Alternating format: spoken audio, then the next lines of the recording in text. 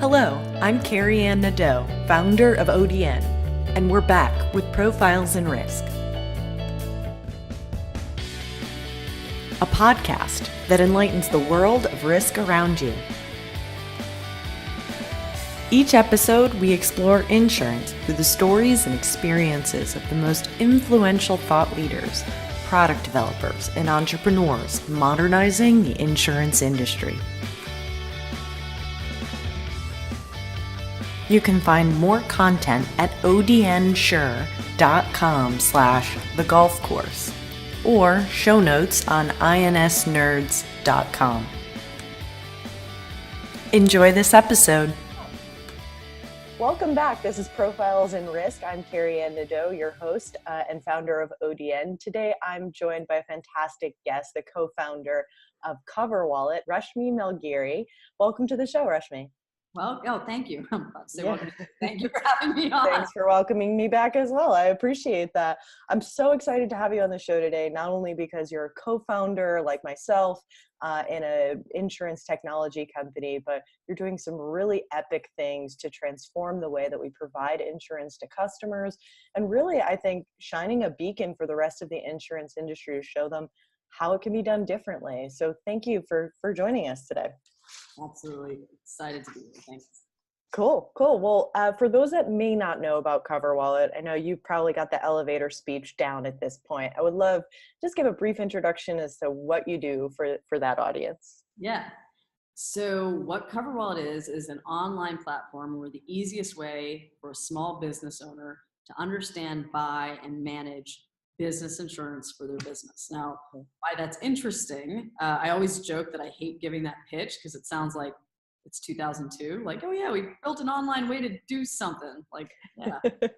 Before the .com bubble, you sell some weird. So I think what would be helpful is if I give a little background in terms of just what this industry looks like and why Coverwallet's interesting. So across small business owners in the US, they're spending about $100 billion a year buying what is in large part mandatory insurance. So it's workers' compensation, which is required in most states, or it's general liability insurance or property insurance, both of which are required for most property leases when you rent a property, if not buy one. So you have this huge amount of money that's running through what is basically a non-elective product. And most people are surprised to find out that over 97% of that runs through physical neighborhood agents. So you could think about the way that we used to buy airline tickets in the 80s, or some people may not even know what I'm talking about, but before there was Kayak and Orbitz or Priceline, you'd actually have these hyper-local neighborhood agents. They were your travel agents, and they had the systems and the portals to key in all the information, and they would then turn around and give you a couple of prices, and you'd pick a ticket. That sort of direct customer to either airline or airline marketplace wasn't there. And that's the way that commercial insurance still works in the US. It's still very local agents. And yeah, I have one myself. His name is Lorenzo. So that gives you you go through so much trouble to get small business insurance. It's a real challenge when you're starting out, right? You may not know what you need, where to go get it, how much coverages you need, whether or not you're getting ripped off on the price. Sounds like you could be solving a lot of problems, not just convenience. Is that right? That's right. Yeah. So we actually, one of the issues in sort of the outside space is like agents are overwhelmed by, there's so many different carriers, there's so many, different options that oftentimes what they're looking for is convenience, right? So they might go to the carrier or the insurance company that makes it most convenient for them to get back a price to service their customer. So they're creating on convenience themselves, but then where does that leave the end customer, right? The end customer is sort of left with a lack of choice because their agent is making decisions in between about the experience. That's just one asset, right? And then there's obviously kind of giving transparency through data and design online in the same way that maybe a Kayak would, right? Where you can really compare a lot of things against each other to see the value of one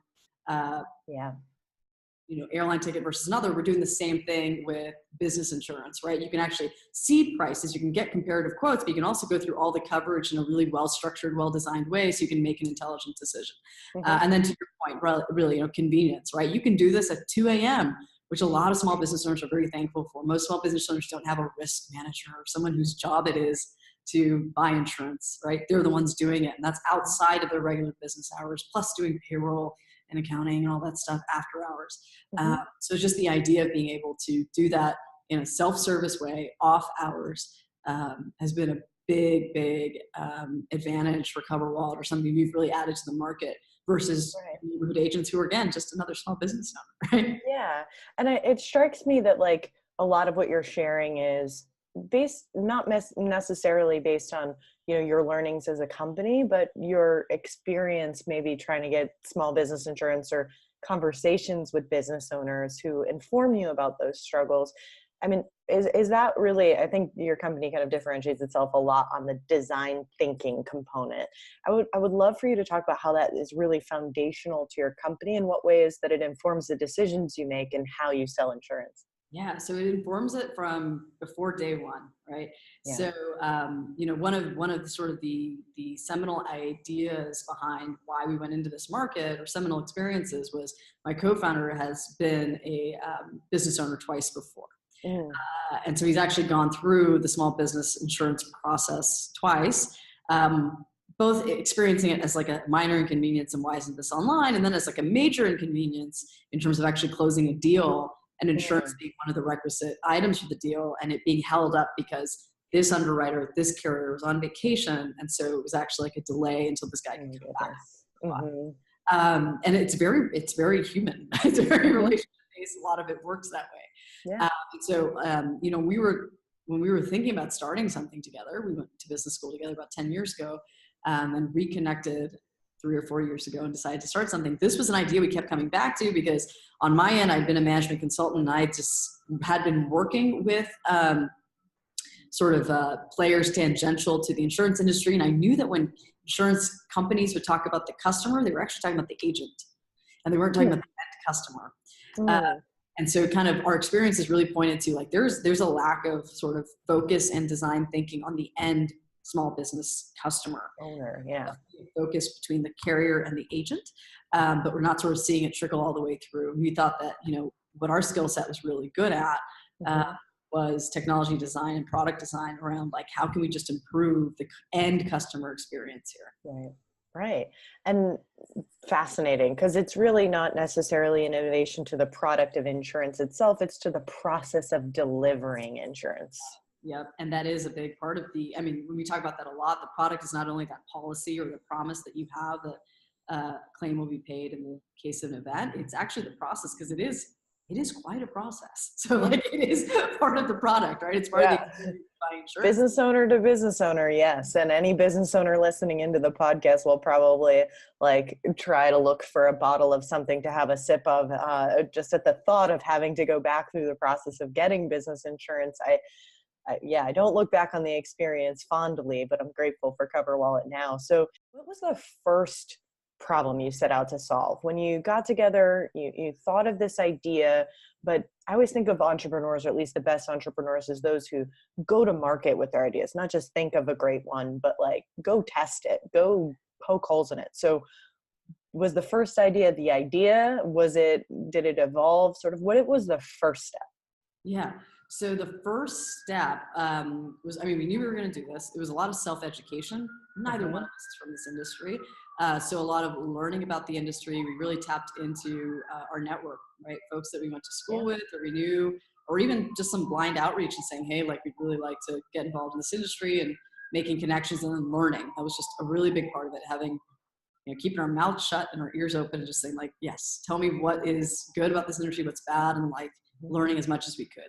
And then to your earlier question, like, what's the first problem that you actually went out to solve? The biggest problem that we went out to solve very quickly, we said, look, this is all about, we said originally, it's about convenience and timing. We said time is money for small business owners.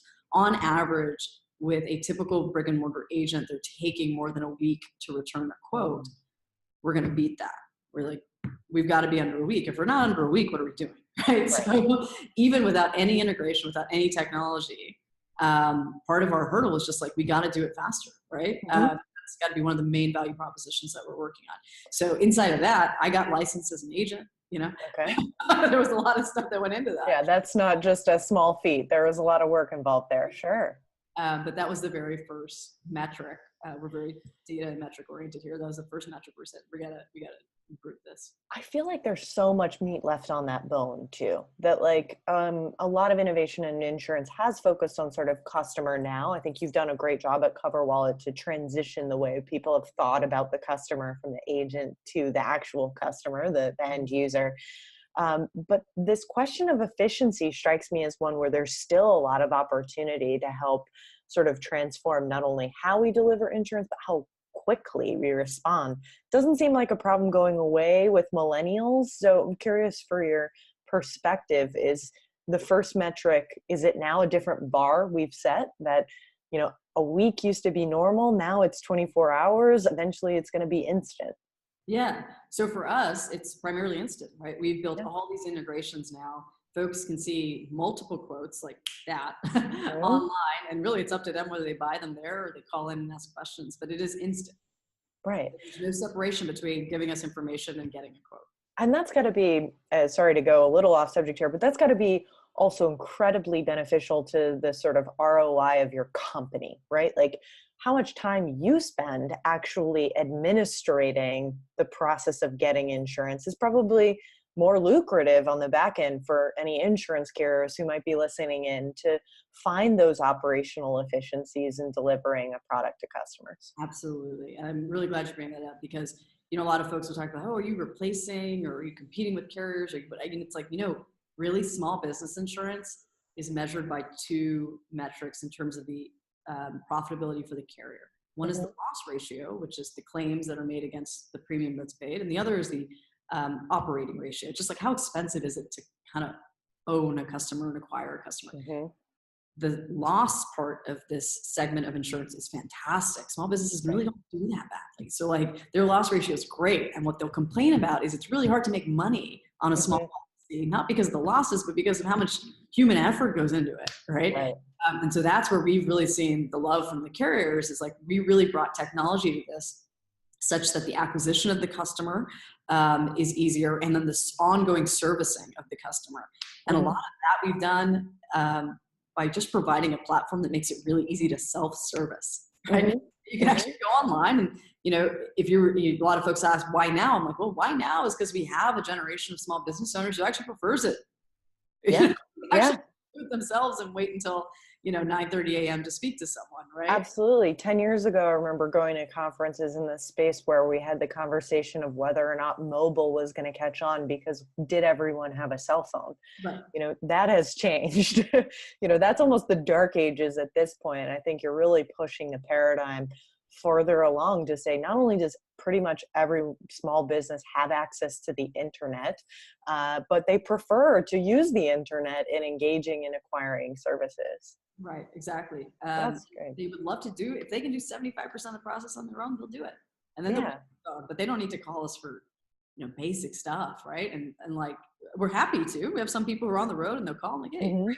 But we just find that like now's the time because they actually prefer to do it themselves. And it's such a benefit to the bottom line for the carriers, right? And ourselves, the operating expense of acquiring and having a customer just goes down when people have the preference to take care of some items themselves.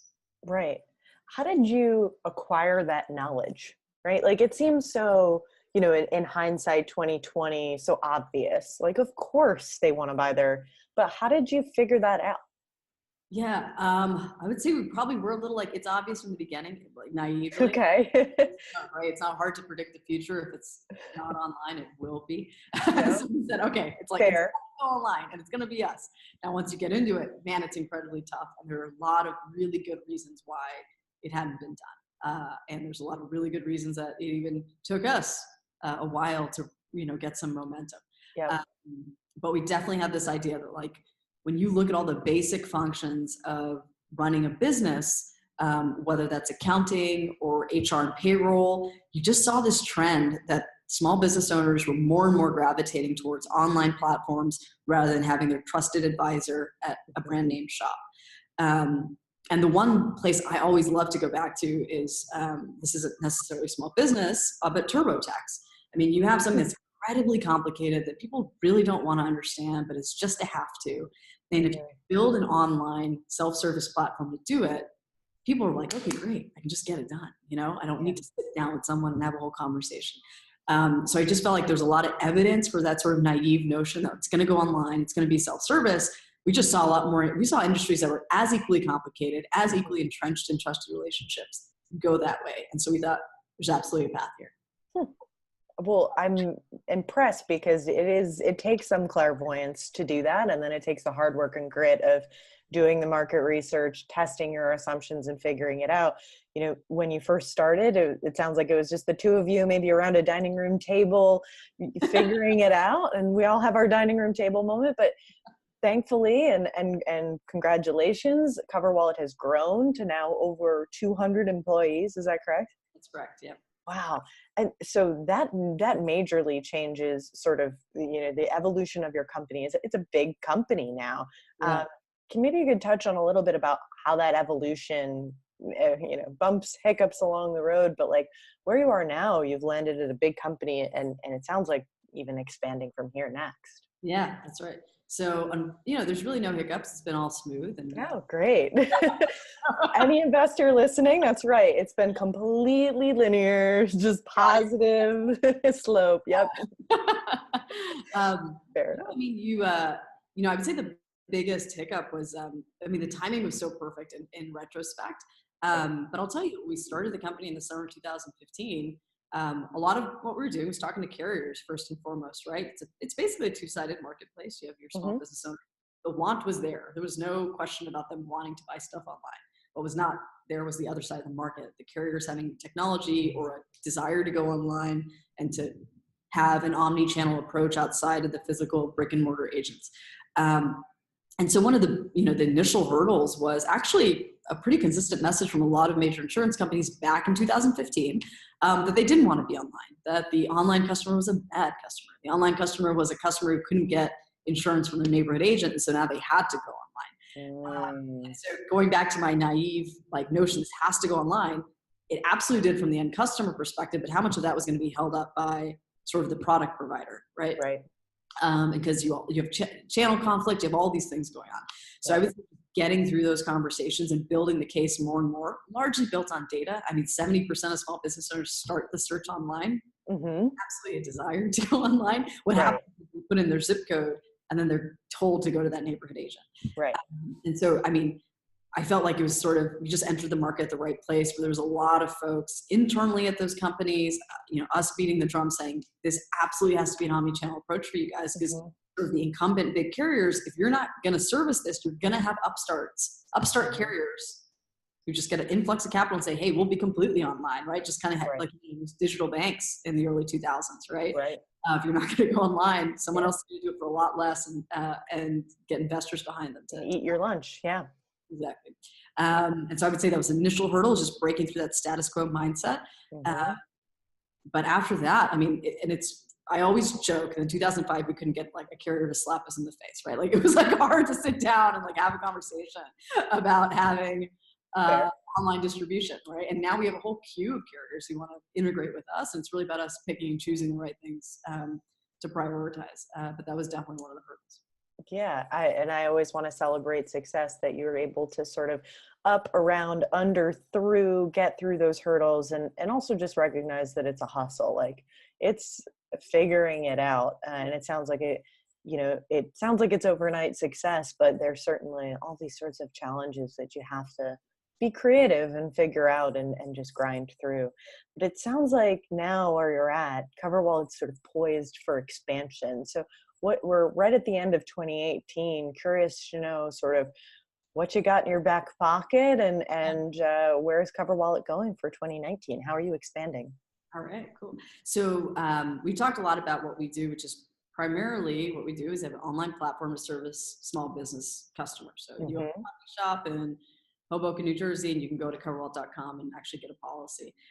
That technology platform, not only for the end user, but also for our internal agents and how they service customers when they call in, was really well received in the industry. And so we have expanded as part of this year, and I'll talk about plans going forward, into two other areas, which is just repurposing what we've really done from a technology perspective. One is we have a B2B platform where carriers have come to us and said, hey, like a lot of my agents don't want to use us, right? Because we work through a PDF that they Okay.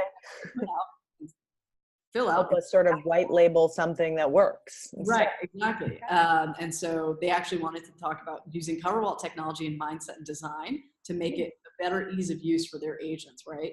And so that's something we've done. We've done a lot of B2B work with carriers, particularly Hanover, which is a major insurance carrier, different affiliate programs with agencies that they work with. The other one that I'm really excited about is we just launched it earlier this month in December. It's called Coverwallet for Agents.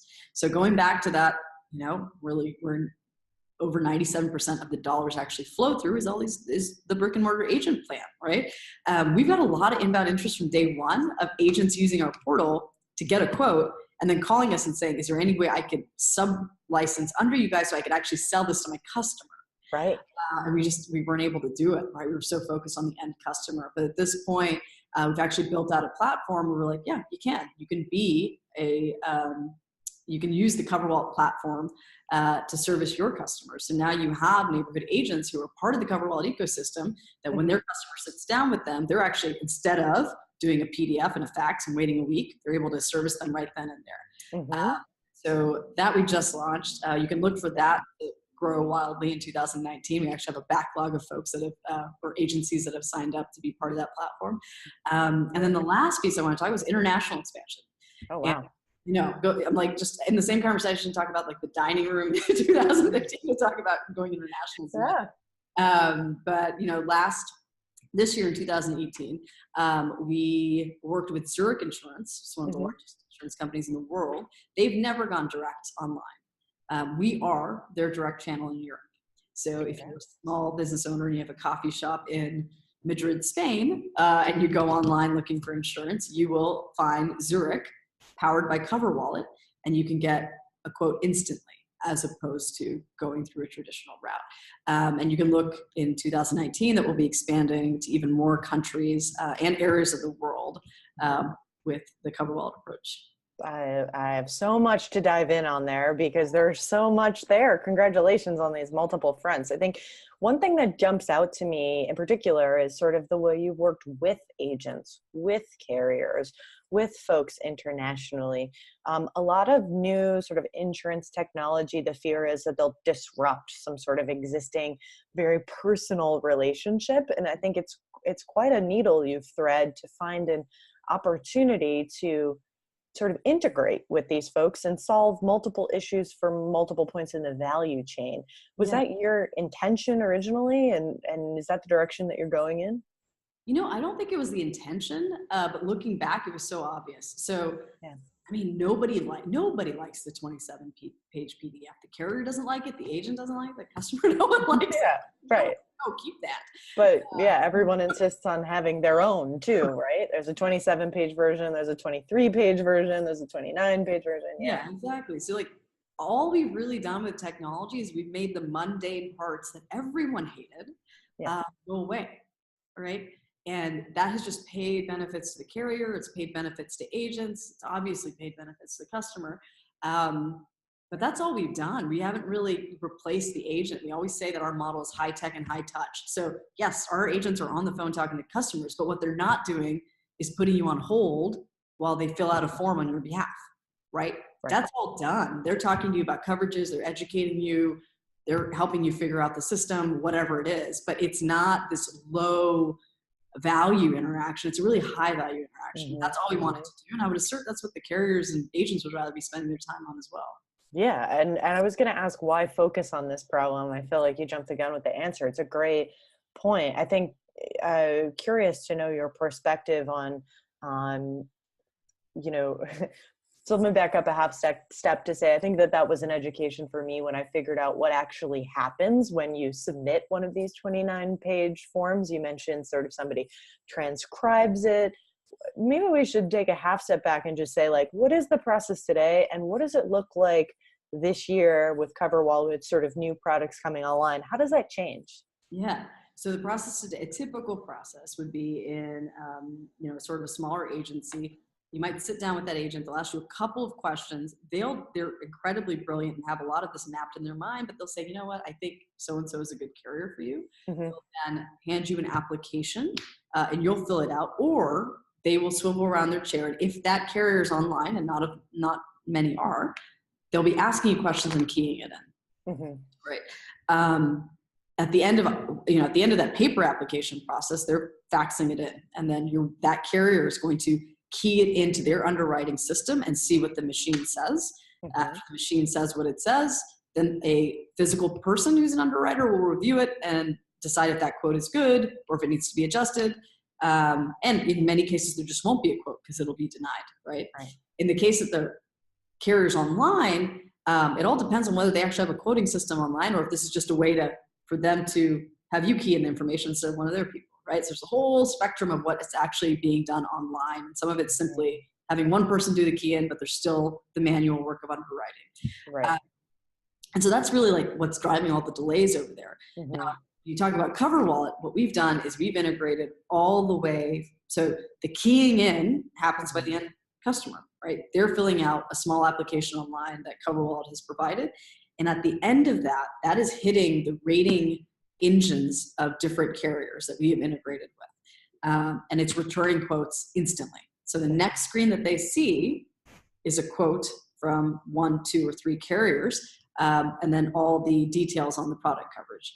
So what we've done is we've just made that single entry, and they call it single entry, or single keying, single entry system, actually talk to the rating engines of these different companies and then return quotes. So it's an incredible amount of work there because this guy refers to himself, he might just say, I'm a barbershop in our application. Now, what does that carrier call a barbershop versus this one, right? There's a lot of sort of mapping and figuring out that has to go into that. But that's how the process looks different. Because you do that upfront work, which is incredibly tiresome. But you do it, you make the investment of doing it, then you can actually deliver a much better experience to the end customer.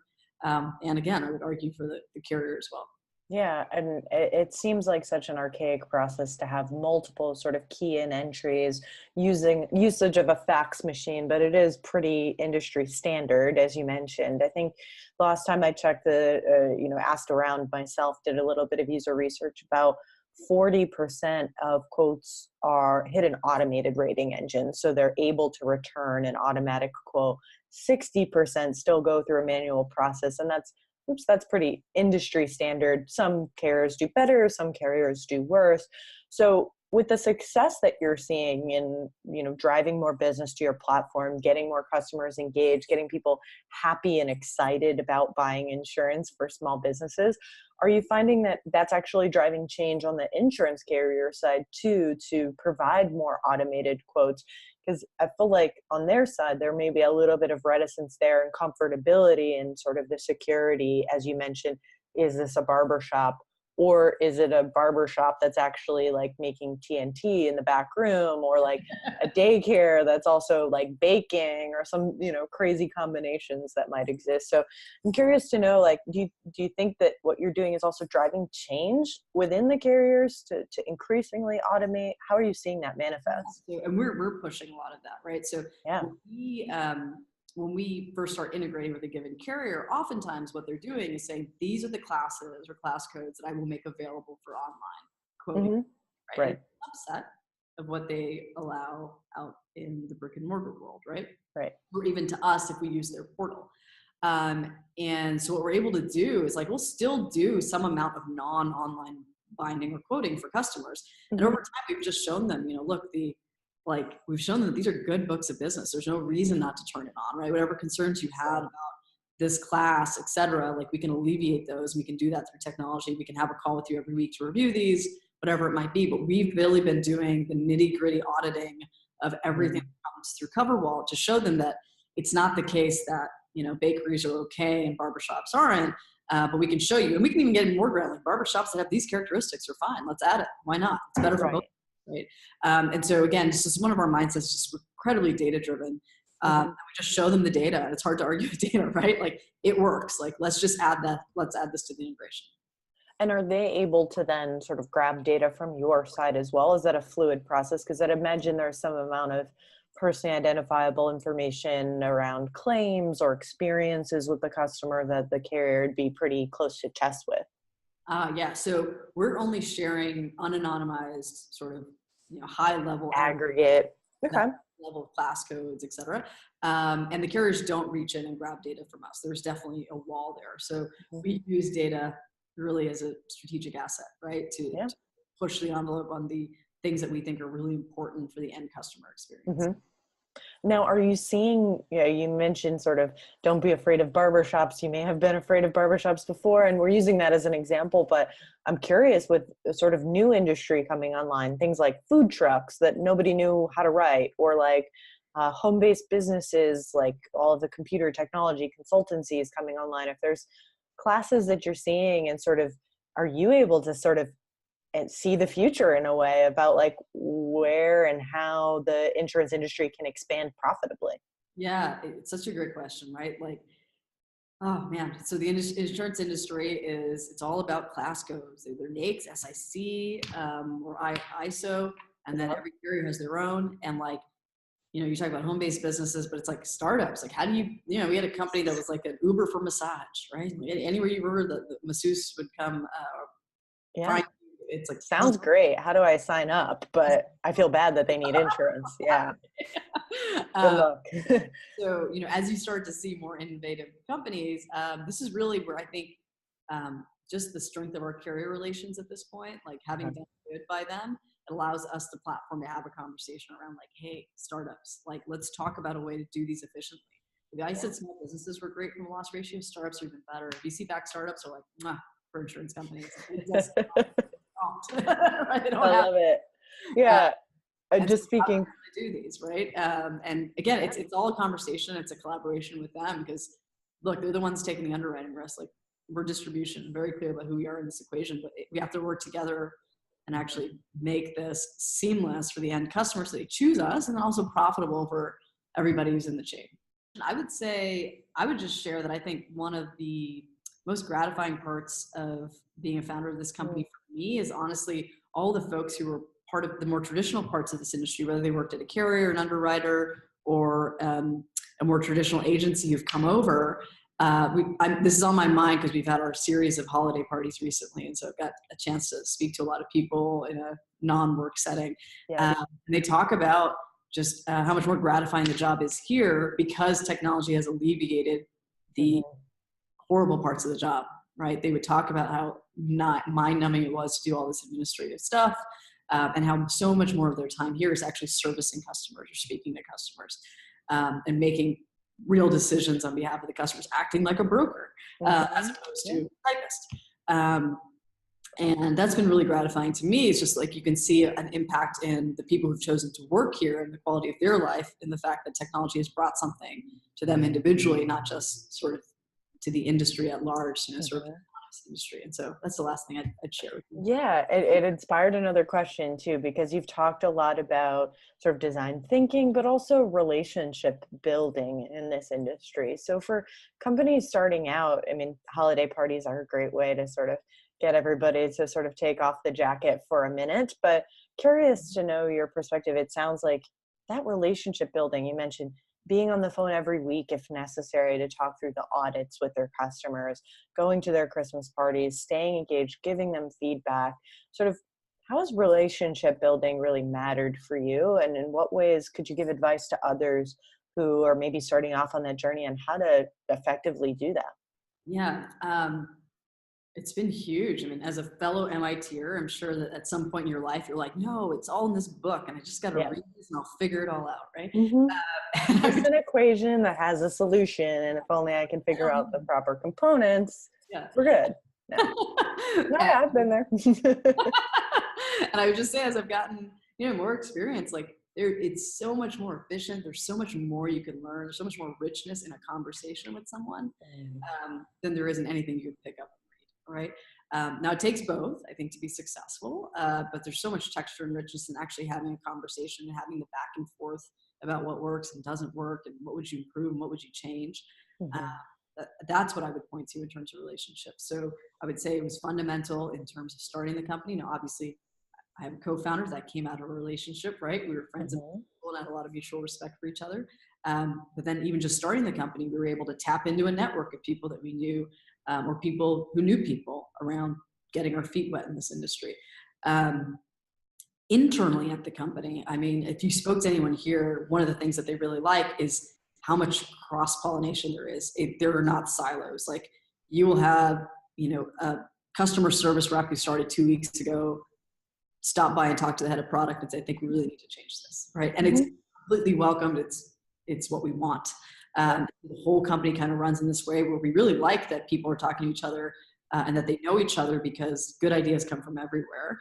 And we want to keep those channels open. And then finally, outside of the company, right?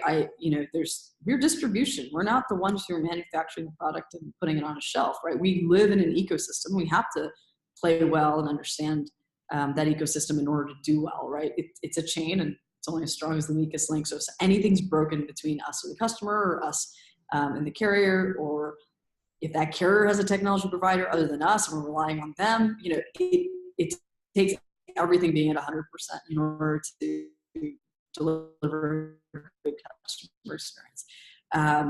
So I would say, just relationships and actually being on the same page and having the common goal of servicing the end customer well and making money while doing it is the foundation for actually doing anything together, right? Sort of having that team mentality.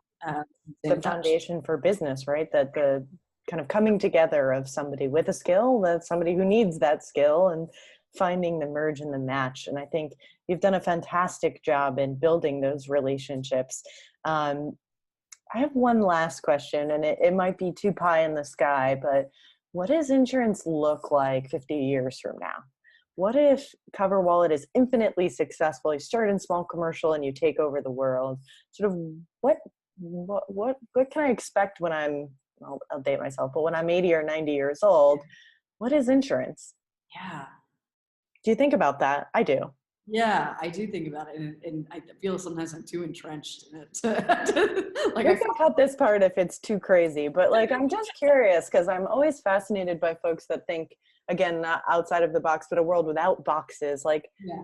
What is it? What does it become? How can we get to sort of the optimal relationship, right? How does that look? How does that feel? What can we make it together? Yeah. So I know a couple of things. I know that these arbitrary policy terms won't exist anymore. Okay. There'll be a lot of flexibility around choosing your policy terms. It doesn't have to be 12 months or 1 day or 6 months. I know that right now, business insurance is crazy. There's 40 different lines, right? You get one that will cover you in case somebody walks in and slips and falls. And you have another one that covers you in case ex-employee fires you for wrongful termination. So I absolutely see the multi-peril policy. One policy. So you don't have these sort of business owners policies that have general liability, workers' compensation, D&O, all of these sort of patchwork. Exactly. Some cases are duplicative about what they cover. So I see the multi-peril policy with modifications to it. Then I see, I guess those are the two big things that I can point to. I think those are coming. Awesome. I think one of the visions that I have to add to that list might be that the sort of universe of data sharing becomes less opaque. Yeah. And so that we can make better decisions if we know more about the world around us rather than just our customers. And I think you kind of hit on that by sharing these aggregate level statistics. I think that's going to continue. Aggregate level statistics are super helpful, but even more micro level understanding of the environment around our customers is going to matter more to our decision making, to our ability to engage and distribute, right? Finding new customers in this soup of businesses. So I believe in what you're saying, and I would add that too. What do you think? No, I believe it. That also made me think about, there's probably going to be more of a tendency towards specialization. So, having by industry, actually having carriers who specialize more and more in a particular industry, as opposed to having these generalists who cover small business at large, including all these different folks. So more concentration and understanding in a homogenous risk pool, as opposed to try to spread it across several different homogenous risk pools. So I think we've seen that happen with other industries, sort of specialization, narrowing on a niche. And then there's always a cycle of someone gobbling them up and becoming aggregated, and specialization again. But I think it wax and wanes. It's centralization, decentralization. Sounds like that's what you're doing at Coverwallet. So I'm excited for your future. I'm excited to track you as a person. It's been a fantastic experience to talk with you today and learn from you as a founder to founder. I think I definitely learned, and hopefully the insurance industry will continue to be better off for Coverwallet being in it. So thank you for joining me today. Thanks so much for having me. Appreciate it.